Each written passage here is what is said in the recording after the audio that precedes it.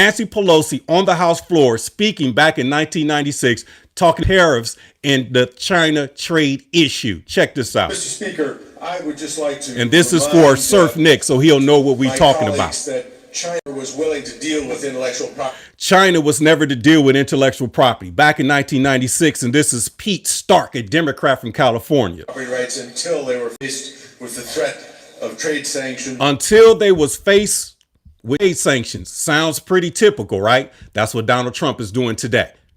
And at this point, I'm delighted to yield 8 minutes to the gentleman from California, Ms. Pelosi. I'd like to call the attention of our colleagues to this chart on the status quo that the business community is asking each and every one of you, to each and every one of us, to endorse. So Nancy Pelosi was asked at, pretty much, wanting to endorse the status quo. And I'm going to go ahead and read what it says. It says 1995 trade deficit was $34 billion.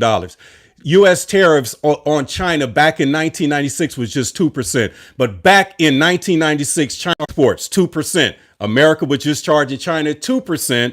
But China was charging America back in 1996, 33%.